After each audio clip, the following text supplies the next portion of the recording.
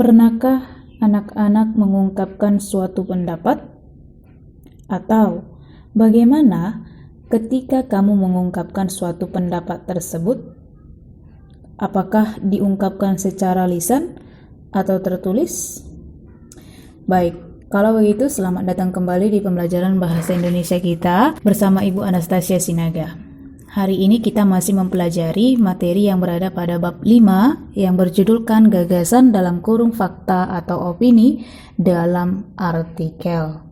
Di mana hari ini kita fokus membahas pada indikator pencapaian yang kedua yang berjudulkan menyusun opini dan fakta dalam bentuk paragraf. Jadi, pada pembelajaran kali ini, anak-anak sekalian belajar bagaimana nantinya mengungkapkan pendapat atau biasanya dikenal dengan opini dalam bentuk artikel secara tertulis. Tetapi sebelum anak-anak semua menyusun yang namanya sebuah opini dalam bentuk artikel, ada nanti beberapa hal yang harus diperhatikan di dalam menyusun sebuah opini ataupun struktur yang terdapat dalam suatu artikel. Jadi anak-anak, dari indikator pencapaian kedua nanti seperti yang sudah tampil di layar, ada nanti yang bisa didapatkan dari pembelajaran itu. Pembelajaran hari ini yaitu ciri-ciri artikel, kemudian bagaimana mengungkapkan opini dalam bentuk kalimat yang benar,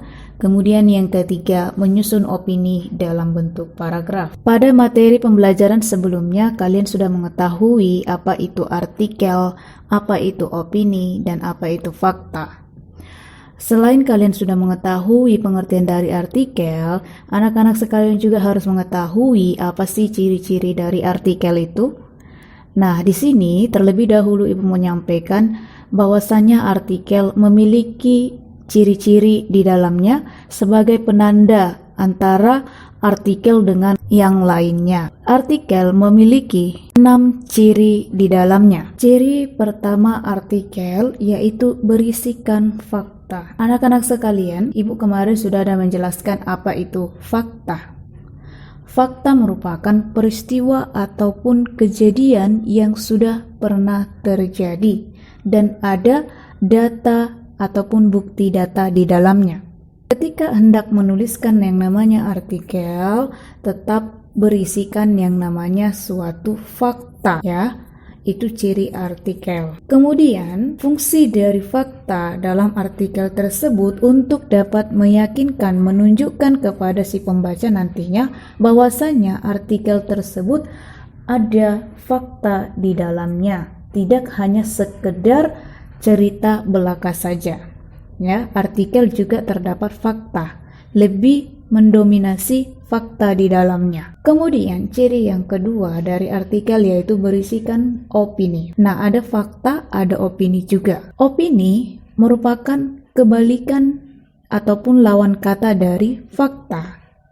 Opini di sini berarti berisikan pendapat atau pandangan atau pikiran si penulis terhadap suatu peristiwa ataupun kejadian yang hendak dituliskan dalam artikelnya tersebut. Nah, opini ini merupakan gambaran si penulis nantinya terhadap peristiwa yang dituliskan dalam artikel tersebut. Ciri yang berikutnya yaitu artikel peristiwanya terjadi berskala nasional. Artinya, peristiwa ataupun kejadian tersebut terjadi di masyarakat ataupun di bangsa Indonesia ini. Nasional berarti berkaitan dengan kebangsaan. Yang terjadi ataupun ceritanya ataupun kejadiannya diangkat dari peristiwa yang dialami oleh bangsa Indonesia. Itu dia. Kemudian selain itu, artikel penyampaiannya itu secara subjektif. Kalau dikatakan subjektif berarti langsung ke orangnya. Itu dia. Kemudian ciri yang berikutnya, artikel memiliki manfaat bagi khalayak umum. Itu sudah pasti, karena artikel nantinya juga dibaca oleh masyarakat pada umumnya untuk mengetahui informasi yang terdapat dalam artikel tersebut. Nah, kemudian ciri yang terakhir dari artikel itu adalah disajikan dengan bahasa ilmiah ataupun populer. Paham ya? Bahasa ilmiah berarti sudah berkaitan dengan keilmiahan. Populer maksudnya di sini bahasa yang dapat dipahami oleh masyarakat pada umumnya atau yang terkenal pada masyarakat pada umumnya. Jadi itulah 6 ciri artikel, dimulai dari memiliki fakta, opini, kemudian peristiwa yang terjadi berskala nasional, kemudian disampaikan secara subjektif, kemudian bermanfaat bagi khalayak umum, dan yang terakhir disajikan menggunakan bahasa yang ilmiah ataupun populer. Setelah anak-anak mengetahui ciri-ciri dari artikel itu, masuklah kita kepada yang kedua, mengungkapkan opini dalam bentuk kalimat yang benar. Tibalah sampai saatnya kita ke bagian inti pembahasan pada indikator pencapaian kedua ini, yaitu mengungkapkan opini. Nah, anak-anak sekalian, mengungkapkan opini dalam bentuk kalimat yang benar, langkah yang pertama itu anak-anak harus mengetahui yang namanya struktur artikelnya. Kemudian argumentasi yang terdapat dalam artikel. Kemudian yang ketiga, bahasa yang digunakan dalam artikel nantinya. Yang pertama, struktur artikel. Perlu anak-anak ketahui, struktur artikel itu terdiri dari 3 bagian. Ya, terdiri dari 3 bagian. Di mana ketiga bagian itu adalah yang pertama, pernyataan pendapat, yang biasanya ini disebut dengan thesis statement. Kemudian yang kedua ada argumentasi, dan bagian yang ketiga adalah pernyataan ulang. Pasti kalian bertanya, apa itu pernyataan pendapat, Bu? Apa itu argumentasi? Dan apa itu pernyataan ulang? Oke, Ibu akan jelaskan satu persatu. Yang pertama tadi adalah pernyataan pendapat, dalam bahasa Inggrisnya itu thesis statement. Nah, ini maksudnya adalah topik yang akan kita sampaikan atau topik yang akan kita kemukakan dalam artikel tersebut. Intinya pernyataan pendapat. Ya, kita menyampaikan pernyataan tentang topik yang akan kita bawakan di dalam artikel tersebut. Setelah adanya pernyataan pendapat itu, masuk ke bagian yang kedua, ada argumentasi. Dari kita mengemukakan topik tersebut, kita kemukakan jugalah beberapa argumentasi tentang pendapat ataupun pandangan terhadap masalah yang dikemukakan tadinya. Itulah yang dikatakan dengan argumentasi. Argumentasi garis bawahi memiliki arti pendapat ataupun pandangan. Kemudian setelah kita sertakan tadinya, kita kemukakan beberapa pendapat kita ataupun pandangan kita terhadap masalah dalam topik yang kita kemukakan tadi, kita tegaskan kembali pendapat yang telah kita kemukakan, gunanya agar si pembaca nantinya yakin dengan pandangan atau pendapat yang kita kemukakan. Itulah yang disebut dengan pernyataan ulang. Sampai di sini paham ya anak-anak seputar strukturnya? Strukturnya tadi ada 3, pernyataan pendapat atau yang disebut thesis statement, merupakan di sini artinya topik yang hendak kita kemukakan. Kemudian bagian yang kedua ada argumentasi yang artinya pendapat ataupun pandangan kita. Kemudian yang ketiga kita menegaskan ulang. Itu maksud dari struktur artikel. Paham ya anak-anak? Kemudian di dalam mengungkapkan opini, langkah yang kedua tadi argumentasi. Argumentasi ini merupakan bagian yang terpenting dalam artikel opini. Argumentasi yang hendak kita berikan ini harus kita kemukakan sekuat mungkin. Artinya di sini argumentasi harus juga didukung data yang aktual, karena artikel opini pada umumnya bersifat aktual yang berisi analisis subjektif terhadap suatu permasalahan yang dibawakan atau yang dikemukakan.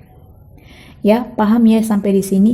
Intinya argumentasi adalah paparan bersifat aktual yang berisikan nantinya analisis subjektif terhadap suatu masalah. Sampai di sini bisa ya anak-anak? Kemudian tadi setelah ada struktur artikel, argumentasi, masuklah kepada bahasa yang digunakan dalam artikel. Bahasa yang digunakan dalam artikel lebih bersifat ilmiah populer. Bahasa yang digunakan dalam artikel ini berbeda dengan bahasa ilmiah pada umumnya. Penggunaan bahasa di dalam artikel sangat penting untuk diperhatikan si penulis nantinya, karena penggunaan bahasa tersebut berkaitan dengan nantinya sasaran kepada si pembaca. Biasanya si pembaca teks artikel tersebut lebih dominan membaca tulisan yang tidak terlalu panjang, kemudian mudah nantinya dibaca dan mudah nanti diserap oleh nalarnya atau mudah dipahami teks tersebut. Oleh karena itu, ketika si penulis membuat namanya opini, gunakan bahasa yang komunikatif, maksudnya bahasa yang bisa dipahami secara komunikasi oleh nalar manusia, tidak bertele-tele dan ringkas penyajian nantinya. Tidak dipungkiri juga, ketika kita menuliskan sebuah artikel, pasti tidak jauh dari penggunaan namanya istilah asing. Kalau anak-anak sekalian pernah membaca suatu teks artikel, pasti anak-anak sekalian menemukan yang namanya penggunaan istilah asing di dalamnya. Nah, ketika nantinya kalian ingin menuliskan teks artikel dengan menggunakan istilah asing ataupun menggunakan bahasa daerah, buatlah juga padanan katanya yang sama dengan dalam bahasa Indonesia. Jadi padanan berarti nanti ketika membuat istilah asing itu ada padanan katanya. In bahasa Indonesia itu apa sih artinya begitu. Supaya apa? Supaya nanti si pembaca tidak bingung. Mereka langsung tahu. Misalnya menggunakan istilah asing yang berisikan double burden. Nah, padanan katanya apa? Yaitu beban ganda. Kalau di bahasa Indonesianya itu artinya beban ganda. Sehingga nanti si penulis langsung paham, oh ini artinya. Tanpa mencari lagi artinya seperti itu ya anak-anak. Jadi harus tetap dibuat padanan katanya. Itulah penggunaan bahasa yang digunakan dalam artikel. Ingat, bahasa yang digunakan itu adalah ilmiah populer, kemudian komunikatif dan efektif. Itu ya anak-anak. Jadi mengungkapkan opini dalam bentuk kalimat yang benar adalah dengan mengikuti struktur yang terdapat pada artikel tersebut, kemudian argumentasi pada artikel tersebut, kemudian yang terakhir penggunaan bahasa dalam artikel tersebut. Itu dia untuk mengungkapkan opini dalam bentuk kalimat yang benar. Kemudian kita akan melanjutkan membahas tentang menyusun fakta dan opini dalam bentuk artikel. Nah, anak-anak sekalian, di dalam kehidupan sehari-hari pasti banyak sekali melakukan yang namanya aktivitas membaca, ya. Itu pasti dilakukan, membaca terlebih dahulu. Di dalam membaca suatu bentuk tulisan diperlukan memang daya analisis ataupun daya kritis di dalamnya. Apakah tulisan tersebut berisikan fakta atau berisikan opini? Jika di dalam tulisan tersebut berisikan suatu opini, sangat mudah sekali untuk dikenali. Tanda-tandanya adalah yaitu menggunakan kutipan kata-kata seseorang, biasanya ditandai dengan adanya tanda baca petik 2. Selain itu, dia menggunakan sudut pandang penulis dalam bentuk penafsiran terhadap fakta. Selain itu juga dia menggunakan kata yang tidak pasti seperti kata mungkin, rasanya, dan lain-lain. Selain itu juga menggunakan kata yang bertujuan menyampaikan sesuatu seperti menggunakan kata sebaiknya, saran, pendapat, dan lain sebagainya. Jadi, dalam suatu paragraf itu, inti dari paragraf opini adalah dapat ditemukannya kata atau kalimat yang menunjukkan bahwa itu adalah sebuah pendapat pribadi ataupun pandangan seseorang yang belum tentu benar, hanya berdasarkan pemikiran seseorang. Jadi ketika kita ingin melihat inti dari paragraf opini, berarti kita menemukan kata atau kalimat yang menunjukkan ya sebuah pendapat pribadi ataupun pandangan seseorang. Nah, selain itu juga kita harus menganalisis yang namanya fakta di dalam artikel tersebut, tulisan tersebut. Fakta tadi Ibu sampaikan merupakan peristiwa ataupun kejadian yang benar-benar terjadi. Nah, biasanya fakta disertai dengan bukti-bukti yang mendukung kebenarannya. Oleh karena itu, fakta lebih sering sulit dibantah oleh opini seseorang. Untuk menemukan fakta, mungkin beberapa di antara kalian masih bingung bagaimana sih menentukan dengan cepat fakta itu pada suatu teks. Untuk menentukan suatu fakta dalam teks, yaitu kita harus mengetahui ciri-ciri fakta terlebih dahulu. Fakta itu merupakan suatu kebenaran umum. Kemudian, fakta itu menyertakan adanya bukti yang berupa data-data yang akurat di dalamnya. Kemudian, fakta mengungkapkan peristiwa yang benar-benar terjadi. Contohnya itu bisa kita temukan dalam suatu kalimat seperti ini. Pada tanggal 25 April 2015 lalu, terjadi sebuah bencana alam yang sangat mengerikan di negara Nepal. Nah, itu termasuk kalimat fakta, di mana dari kalimat tersebut kita menemukan yang ada namanya data di dalamnya, bahwa peristiwa tersebut terjadi pada tanggal 25 April 2015 yang lalu, di mana terjadi suatu bencana alam yang sangat mengerikan. Jadi itulah yang membedakan bagaimana menentukan fakta dan opini di dalam suatu teks. Nah, jadi anak-anak, di dalam menyusun fakta dan opini dalam bentuk artikel, yang pertama ketika ingin menyusun fakta, kita harus membuat kebenaran secara umumnya. Kebenaran umum tersebut bisa nanti dilengkapi dengan menyertakan bukti di dalamnya. Nah, bukti tersebut adalah peristiwa-peristiwa yang benar-benar terjadi. Jadi nanti dari menyusun fakta ini ada kita temukan kebenaran umumnya, kita sertakan bukti kejadiannya, kemudian peristiwa yang sudah benar-benar terjadi. Seperti itu. Kemudian ketika kita hendak menyusun yang namanya suatu opini, berarti kita menuliskan gagasan kita. Karena inti dari menyusun opini ini adalah si penulis memberikan gagasan di dalamnya, memberikan pendapat di dalamnya, memberikan pandangan di dalamnya. Itu dia. Kemudian nantinya dari gagasan itu membentuk kesatuan yang padu. Maksudnya saling berkesinambungan. Paham ya anak-anak sampai di sini? Jadi berbeda nantinya menyusun fakta dalam artikel, kemudian nanti beda nanti menyusun opini. Paham ya sampai di sini anak-anak? Itulah materi yang hendak Ibu sampaikan pada hari ini. Dimulai tadi dari apa itu ciri-ciri artikel, kemudian bagaimana mengungkapkan fakta dan opini dalam bentuk artikel, bagaimana mengungkapkan opini dalam bentuk kalimat yang benar, dan yang terakhir menyusun fakta dan opini dalam bentuk artikel.